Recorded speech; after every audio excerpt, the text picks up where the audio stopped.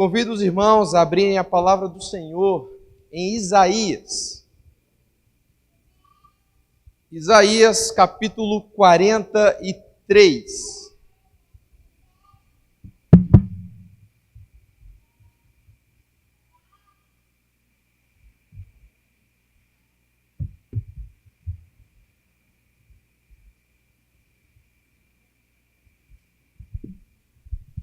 Isaías capítulo 43, nós leremos do verso 1 até o verso de número 12. Mas agora iremos ler apenas do verso 1 e o verso de número 2. Isaías capítulo 43, agora do verso 1 até o verso de número 2.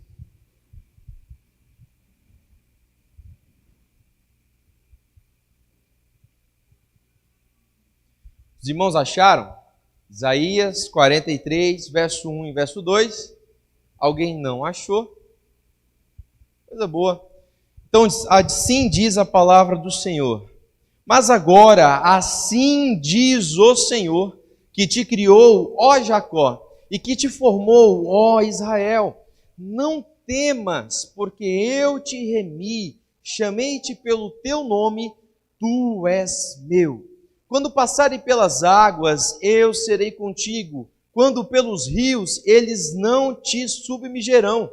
Quando passares pelo fogo, não te queimarás, e nem a chama arderá em ti. Amém. Vamos orar mais uma vez? Obrigado, Pai, pela leitura da Tua palavra.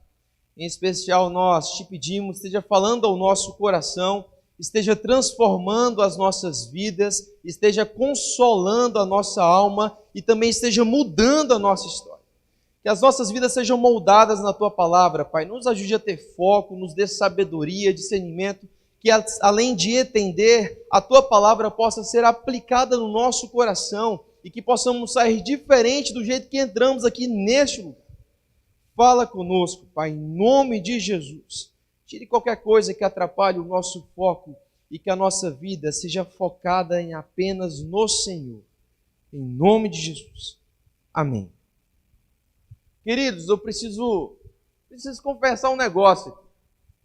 Eu confesso que eu não ia pregar esse texto hoje. Eu ia pregar ali em Mateus, quando Jesus falava sobre o julgamento, sobre a questão dos ricos no reino dos céus. Só que ao ler esse texto, meu coração ficou um pouco incendiado e eu disse, não, acho que eu vou ter que mudar de sermão. E é interessante como Deus ele fala com a gente quando a gente o busca, quando a gente lê a Bíblia, quando a gente ora. E depois que eu comecei a fazer o sermão, eu comecei a sentir uma segurança que antes, no outro sermão, eu não tinha, embora fosse a palavra de Deus. Enfim, precisamos de Deus, precisamos falar com Deus. Precisamos aprender sobre Deus. Afinal, assim diz o Senhor, as palavras suficientes para as nossas vidas. Interessante que, lendo as notícias, nós estamos claramente vendo que, por exemplo, os Estados Unidos estão enfrentando uma guerra ideológica, política, principalmente após ali a eleição. Existe ali o partido perdedor, o partido ganhador. Existem vários analistas analisando ali de uma forma bem fria sobre os problemas futuros, sobre quem ganha e quem perde. Enfim, é um grande problema para o mundo. Mas é interessante que quando nós lemos as reportagens ou assistimos as notícias dos Estados Unidos há um tempo atrás, por exemplo, eu tive acesso a um jornal de 50 anos atrás, quando o presidente Lyndon Johnson falou sobre o sucesso dos Estados Unidos, sobre a grandeza dos Estados Unidos, sobre a grandeza dos americanos. E ele falou um negócio interessante. Ele disse assim, nos dias de hoje, há 50 anos atrás, temos a oportunidade de não apenas nos transformarmos numa sociedade rica e poderosa, mas também de elevarmos a uma grande sociedade referencial. Ele falou que os Estados Unidos estavam num patamar tão grande, tão elevado, que eles, além de ser grandes, além de ser ricos, além de ser poderosos, eles eram considerados, eles falavam assim, como referencial do mundo. Mas o que isso tem a ver com aquilo que nós acabamos de ler em Isaías? Imagine se alguém falasse isso para o povo de Israel, que estava em cativeiro ali na Babilônia. O povo estava longe do seu país, o povo estava longe das suas terras, das suas posses, estavam ali servindo outro rei, um rei estrangeiro, e muitos deles eram escravos, eram servos. Imagine se alguém falasse que eles eram uma grande sociedade, se eles eram ricos, se eles eram poderosos. Será que o povo de Israel era um povo rico? Não, não era. Afinal, eles eram refugiados, eles estavam em terras estrangeiras, eles estavam arruinados. Será que o povo de Israel, nessa passagem, era um povo poderoso? Lógico que não. Nem rei, nem exército eles possuíam. Será que o povo de Israel era uma grande sociedade referencial? Provavelmente não, porque eram pecadores e haviam se esquecido de Deus, e Deus havia permitido ali o cativeiro babilônico como forma de disciplina para eles. Ou seja, essa frase feita pelo presidente dos Estados Unidos não tinha nada a ver com a sociedade de Israel dessa época. Mas por que nós estamos falando sobre esse assunto? Porque toda vez que nós lemos a palavra do Senhor, percebemos claramente Deus cuidando do seu povo, Deus orientando o seu povo, Deus ali sempre presente com o seu povo. Mas nem sempre o seu povo o obedecia, nem sempre o seu povo escutava o Senhor, nem sempre o povo escutava os profetas do Senhor. Então, por essa razão, Deus castigou o povo de Israel mais uma vez. Mas quem que está falando aqui, né, num texto que nós acabamos de ler? É o profeta Isaías, cujo nome significa o Senhor é a salvação. E em que tempo que ele está profetizando aqui? Qual é a data, mais ou menos? Isaías serviu como profeta pelo intermédio ali de mais ou menos 4 reis. Ele esteve ali profetizando no reinado de 4 reis. Mas nessa passagem especial está relacionada ao rei Ezequias, que ele havia sido disciplinado por Deus por causa dos seus pecados, por causa da sua desobediência. Deus falou que iria castigá-lo e iria tirar a vida dele, porém ele orou ao Senhor e Deus teve misericórdia dele, e Deus havia dado 15 anos a mais de vida. Porém, nesse período de 15 anos, onde ele estava ali para arrumar o seu reinado, para que o seu sucessor assumisse o reinado, os babilônicos, os assírios, aproveitaram da situação. Então invadiram ali as terras de Israel e assim dominaram o povo. Ou seja, grande sociedade de Israel, grande sociedade, servo do Deus vivo, havia sido dominada.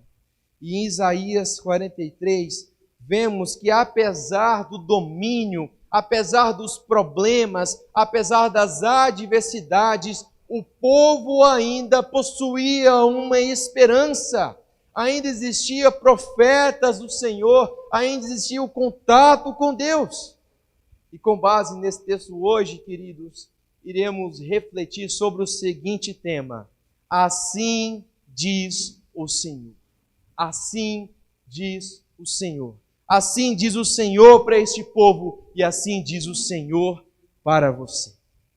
E para isso, queridos, peço para que você abra novamente a palavra de Deus, agora em Isaías 43, do verso 1 até o verso de número 7. Vamos ver o que a palavra diz? Mas agora, assim diz o Senhor, que te criou, ó Jacó, e que te formou, ó Israel. Não temas, porque eu te remi, chamei-te pelo nome, tu és meu. Quando passares pelas águas, eu serei contigo. Quando pelos rios, eles não te submergerão.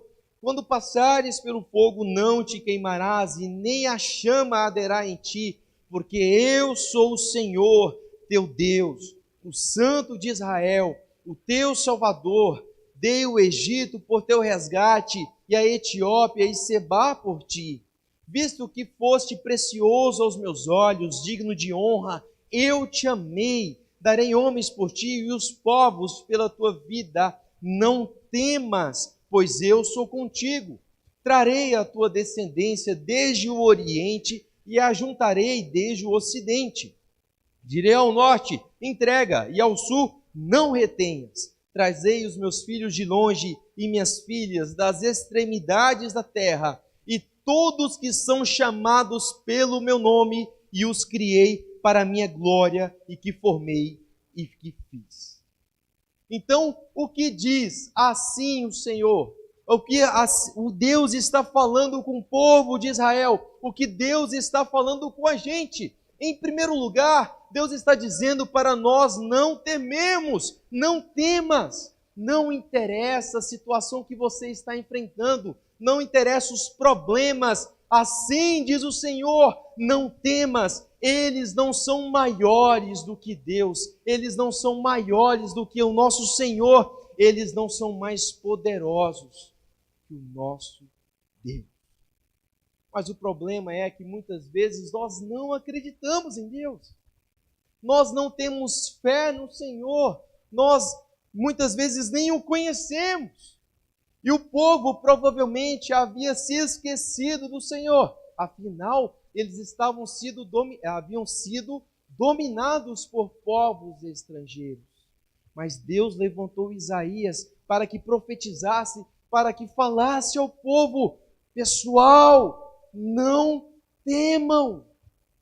Segunda igreja, não temam. E sim, dias piores, dias difíceis virão, mas assim diz o Senhor, não temam. Mas por que Deus fala isso?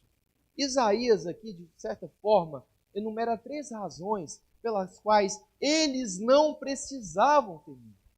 Em primeiro lugar, ele diz que Deus havia criado eles, Deus havia formado eles, Deus já havia salvado eles no Egito, e o mesmo Deus que havia salvado eles no Egito, poderiam salvar eles novamente ali na Babilônia. É o mesmo Deus, o Deus que não mudou. Eles não precisavam temer, porque esse Deus que havia criado eles, e aqui faz uma menção a Jacó, e não somente a pessoa de Jacó, mas toda a sua descendência, e também entra aqui o sinônimo de Jacó, outro nome que Deus havia dado, Israel. Eles não precisavam temer, porque Deus havia remido eles. Mas o que seria essa palavra, como diz aqui o verso, remido? O que seria remido? E remido significa comprar. E tudo isso interfere na forma como nós interpretamos essa passagem. Deus, que havia entregado o povo dele para ser disciplinado por ele, já havia comprado a liberdade dele e iriam tirar eles daqueles povos estrangeiros e trazer de volta para o lugar que eles nunca deveriam ter saído. Deus havia remido, Deus havia comprado. Existe passagem melhor de falar isso do que Êxodo?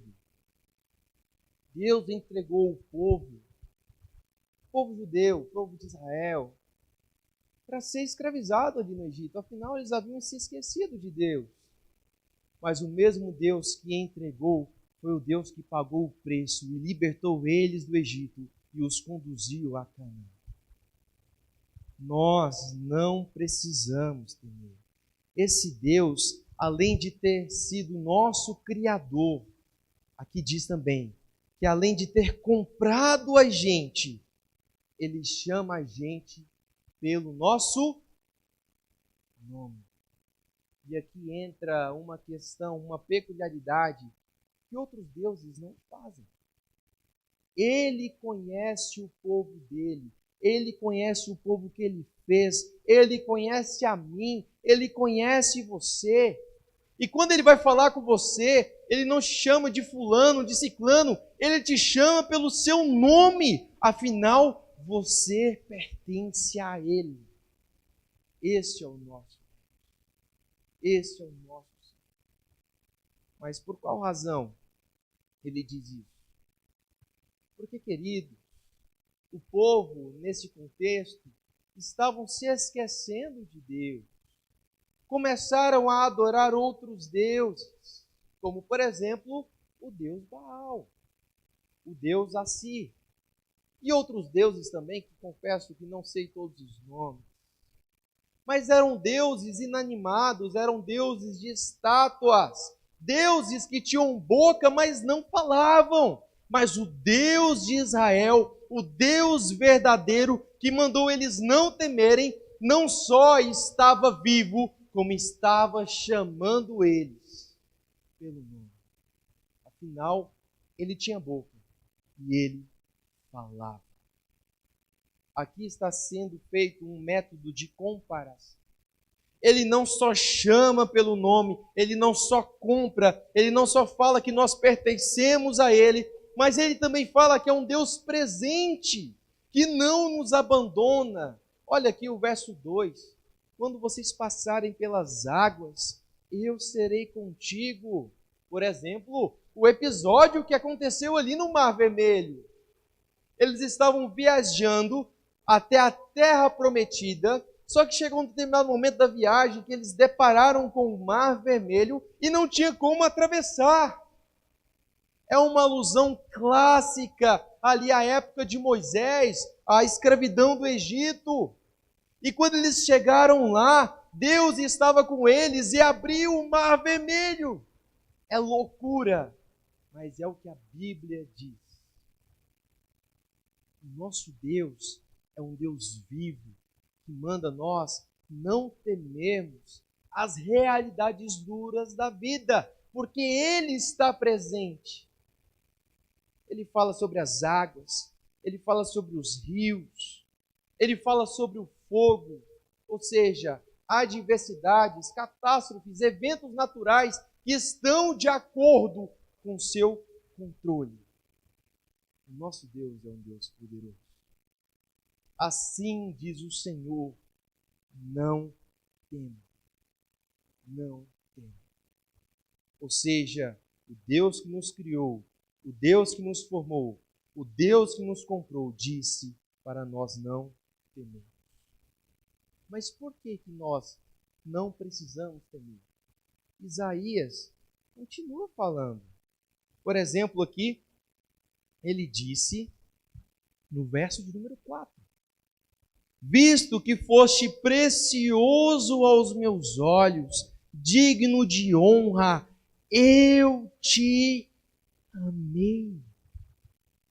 Por que nós não podemos temer? Porque, em primeiro lugar, porque Ele nos criou, e segundo, porque Ele nos amou.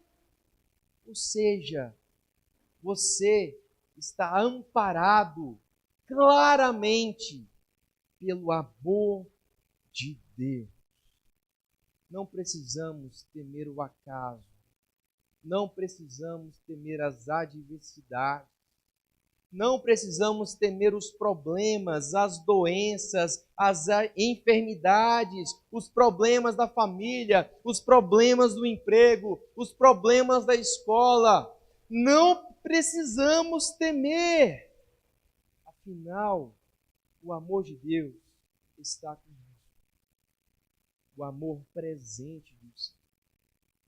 Assim diz o Senhor, não temas. Como diz o verso 5, porque eu sou contigo. Trarei a tua descendência desde o Oriente e a juntarei desde o Ocidente. E embora o povo estivesse espalhado em vários lugares da terra, ele disse, eu sei aonde vocês estão e eu vou ajuntar vocês novamente. Ninguém está perdido, a tal ponto que eu não consigo encontrar e trazer até mim. Ninguém. nem mesmo você. Assim diz o Senhor, não temam. Essa era a mensagem para este povo que estava sofrendo. Aqui existe a terceira razão pela qual o povo não precisava temer. O mesmo Deus que havia levado eles para um lugar estava prometendo a eles que os traria de volta. E o mesmo Deus que veio uma vez e morreu e pagou os preços dos nossos pecados, prometeu que um dia voltará. E aqueles que acreditarem nele, aqueles que tiverem ele nas suas vidas, os conduzirá à eternidade no céu. Não precisamos temer. Assim diz o Senhor, não temam. Mas também Deus disse a eles que além de não temer, eles precisavam fazer outra coisa. Eles possuíam outra missão, que está ali do verso 10 até o verso de número 12. Abra novamente aí a Bíblia. Diz assim: Vós sois as minhas testemunhas, diz o Senhor, o meu servo a quem escolhi, para que saibais e me creiais e entendais que sou eu mesmo, e que antes de mim Deus nenhum se formou, e depois de mim nenhum haverá.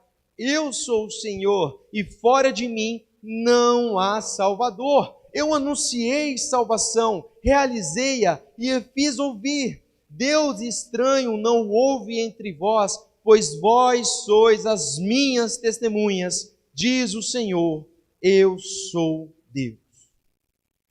Em primeiro lugar, ele fala para aquele povo não temer. E em segundo lugar aqui, assim diz o Senhor, testemunhem. Testemunhem. Falem de mim, fale do que eu fiz, falem do que eu vou fazer. Aonde vocês estiverem, testemunhem. Não importa o lugar, testemunhem. E existe forma melhor de testemunhar do que falar para os outros as experiências que nós tivemos. Não estou enfatizando as experiências nossas, as nossas experiências pessoais acima da palavra de Deus, mas sim as nossas experiências externam aquilo que o Senhor fez. Ou seja, se Deus nos salvou, se Deus nos resgatou, se Deus nos amou, nós vamos resgatar nós vamos testemunhar todas essas coisas para as pessoas. Às vezes nós falamos, às vezes apenas agimos. Mas veja bem, todas essas faladas por Deus, tinham uma forma didática de mostrar que Ele era um Deus vivo. Ele não havia se esquecido do povo, embora o povo estivesse em um constante sofrimento. Ele não havia esquecido do povo. Ele não esqueceu de você. Não, ele não esqueceu de você. É interessante, queridos, que Deus havia prometido que iria tirar eles daquele lugar. E eles precisavam testemunhar essa promessa. Eles precisavam externar a fé que eles tinham no Deus Salvador, no Deus vivo. E por mais que eles estivessem cegos, ou talvez surdos, não fisicamente, mas espiritualmente, Deus os ordena para testemunhar sobre o Deus vivo. Por quê? Porque os outros deuses que eles estavam adorando não eram vivos. Não falavam, não testemunhavam, não tinham contato com o povo. Ou seja, Deus está mostrando quem era o Deus de verdade. Embora a situação deles fosse uma situação complicada, ele estava falando, eu sou o Senhor, eu sou Deus. E no hebraico ele diz, eu sou Yahvé. Ou seja, o único Deus. De forma proposital, ele diz, eu sou. Fazendo também uma repetição daquilo que aconteceu ali, quando Deus revela-se a Moisés. E ele deixa bem claro, eu sou. Eles não são Yahvé. Baal não é Yahvé. Marduk não é Yahvé. Estar não é Yahvé. Eu sou Yahvé, o único Deus que sempre existiu e sempre existirá. O Deus que está com vocês. E quando Calvino comenta essa passagem, ele diz que claramente é enfatizado por Isaías 3 verbos. Conhecer a Deus, crer a Deus e entender a Deus. Se o povo possuísse esses 3 verbos em suas vidas, eles iriam progredir em sua fé. Da mesma forma, nós precisamos conhecer a Deus todos os dias. Precisamos crer nesse Deus a qual nós conhecemos e precisamos entender aquilo que Ele quer para nós. O que Ele quer para nós? Em primeiro lugar, não tema. E em segundo lugar, testemunha. Testemunha. Meus irmãos, eu sei, nós vivemos dias difíceis. Dias desesperadores. Muitas vezes eu, por exemplo, não consigo assistir o jornal, porque só tem notícia ruim. Vivemos dias complicados. Está parecendo que o amor acabou. Parece que é coincidência. Eu não gosto muito de assistir jornal, mas eu gosto de escutar rádio. Toda vez que eu escuto rádio, ali, principalmente o programa ali do Costa Filho, né, o Radar das Notícias e tal, é sempre as mesmas notícias. Pai mata filho, filho mata pai. Pessoa matou por causa de dívida de droga. Policial corrupto. As mesmas notícias. Nós ficamos com medo. Temos medo de dormir em nossas casas, afinal a insegurança está pairando sobre nós. Agora nós temos medo até mesmo de ir à igreja, afinal, se a gente for na igreja, o corona vai pegar a gente. Temos medo, vivemos com medo. O medo está sendo algo essencial para nossas vidas. Até a nossa alegria, ela é remediada pelo medo. Ou seja, o medo é algo presente diariamente nas nossas vidas. Agora pense como esse povo, que não tinha terra, não tinha casa. Tinha um emprego, mas um emprego não remunerado, que se eles não trabalhassem, eles seriam presos ou até mesmo mortos. Que não podiam ir à igreja adorar, porque eles tinham que adorar outros deuses. Uma perseguição altíssima acontecia naquela época, e não se assuste, hoje acontece também.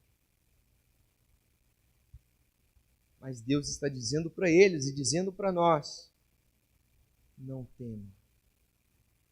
Apesar que os dias são difíceis, sejam difíceis, não temam. Usem o testemunho de vocês como forma de alcançar vidas, de externar essa esperança que Jesus plantou nos nossos corações. Essa esperança de eternidade, essa esperança de céu, de dias melhores, de perfeição ao lado do próprio Deus. Não temam. Testemunhem. Façam a diferença. O mundo está cheio de medrosos. Mas o que Deus nos chama a ser, precisamos ser pessoas corajosas, baseadas no poder dele, não no nosso. Nós somos medrosos sozinhos. mas com Deus somos poderosos. E lembrei de quando era criança. Eu, apesar da minha grande estatura, eu sempre fui um cara muito brigão. Só que assim, eu não brigava sozinho. Então eu geralmente sempre andava com alguém mais alto do que eu, ou alguém mais forte. E teve uma vez na escola, depois da interclasse, que um cara tinha dado uma entrada em mim, eu falei, cara, eu vou descontar e depois eu vou sair correndo, aí você segura. E beleza, aconteceu, dei um murro no cara, saí correndo, aí depois chegou uma mensagem, eu vou te pegar. E você não vai ter o cara lá para te proteger mais não. Então assim, uma situação bem complicada. Não estou defendendo a briga, não estou defendendo essas coisas que eu fiz. Mas estou dizendo que eu ficava mais tranquilo quando tinha alguém do meu lado. Alguém mais forte do que eu, é claro, né? Não adiantava chamar alguém mais fraco. E existe alguém mais poderoso e mais forte, mais alto, mais grande do que Deus? Podemos enfrentar todas as coisas, todos os problemas, todas as adversidades. Por isso, assim diz o Senhor, não tema, testemunhe. Baixe sua cabeça, feche seus olhos. A equipe agora vai tocar uma música e eu queria que vocês refletissem sobre essa letra. E após, iremos concluir a mensagem e finalizar o nosso culto.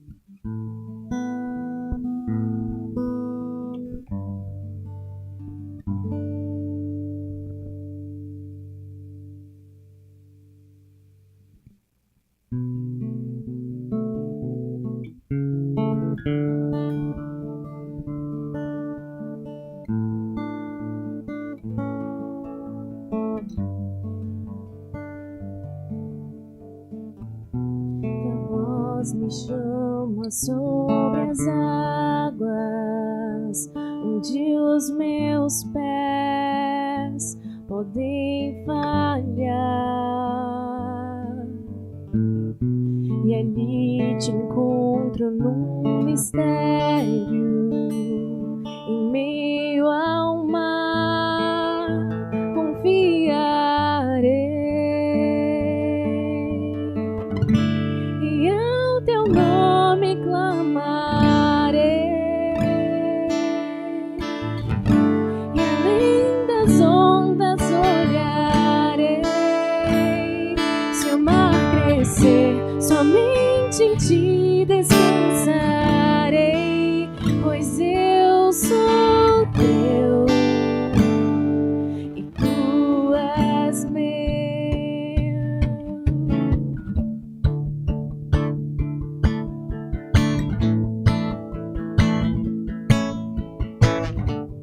Graça cobre os meus temores, tua forte mão me guiará. Se estou cercado pelo medo, tu és fiel, nunca vais falhar.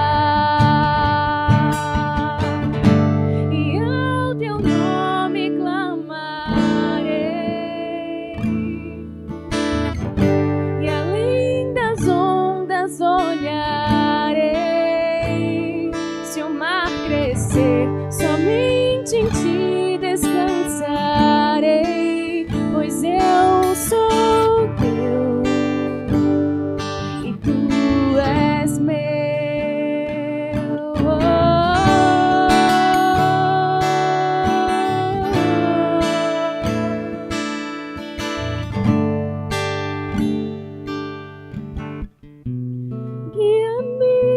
que em tudo em ti confie, sobre as águas eu caminhe, por onde quer que chames. Leva-me mais fundo do que já estive, e minha fé será mais firme, Senhor, em tua presença. Guia-me para que em tudo em ti confie, sobre as águas eu caminhe, por onde quer que chames.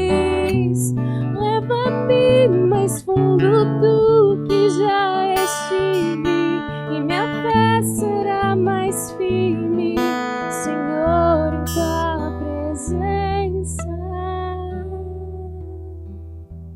E ao teu nome clamarei,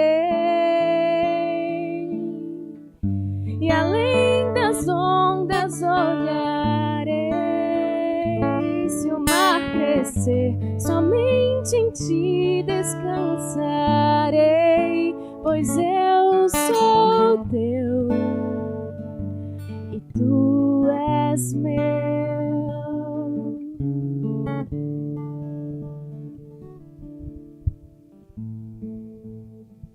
Queridos, todos nós temos medo. Todos nós passamos por problemas, enfrentamos situações dificílimas. Faz parte da nossa vida. E isso é normal. Sim, isso é normal. Principalmente na vida do cristão.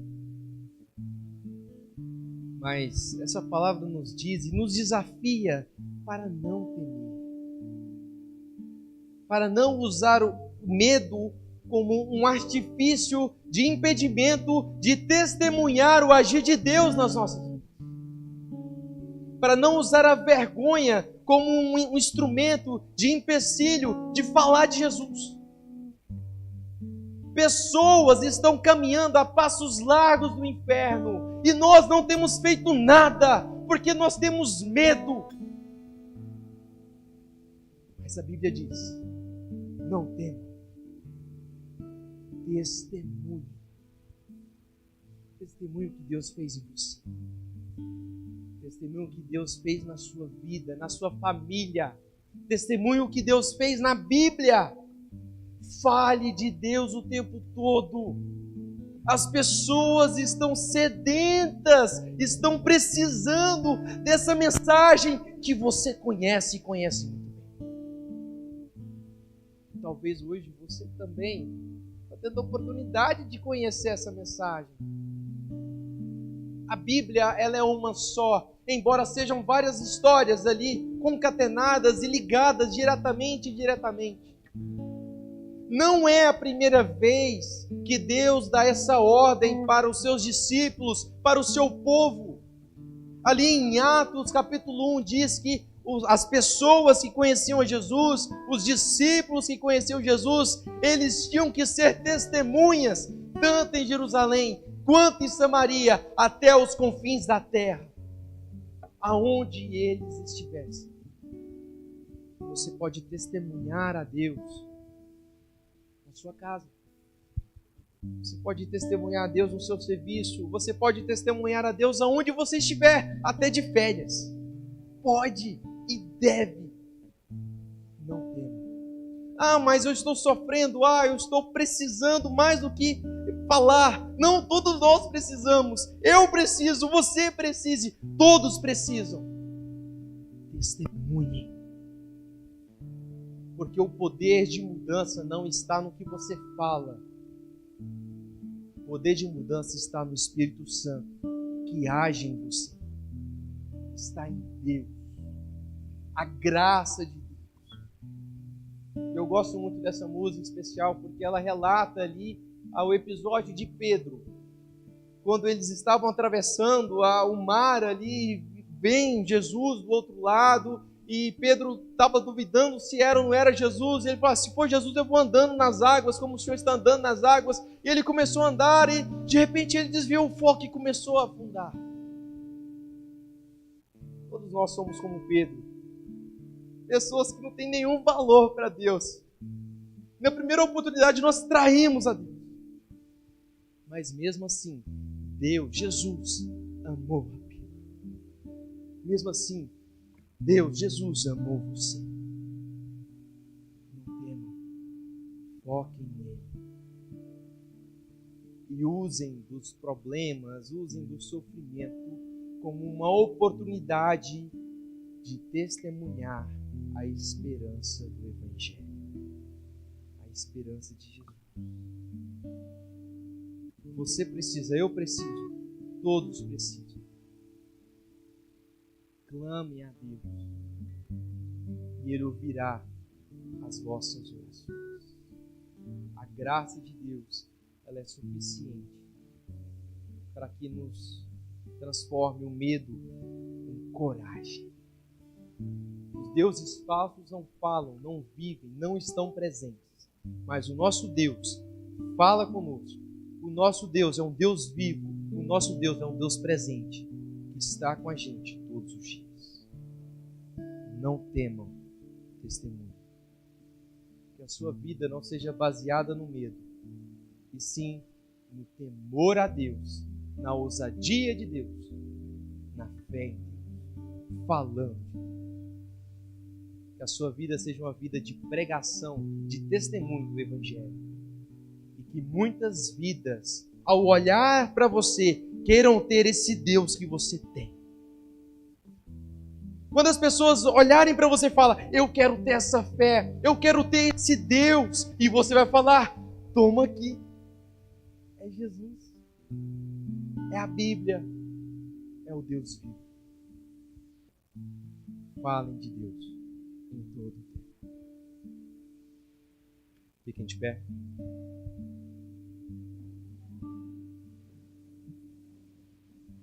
Recebam a bênção do Senhor. Que a graça do Senhor Jesus, o amor de Deus o Pai e a consolação do Santo Espírito do Senhor tire o nosso medo e nos dê coragem para testemunhar hoje e até o final das nossas vidas. Amém. Deus te abençoe.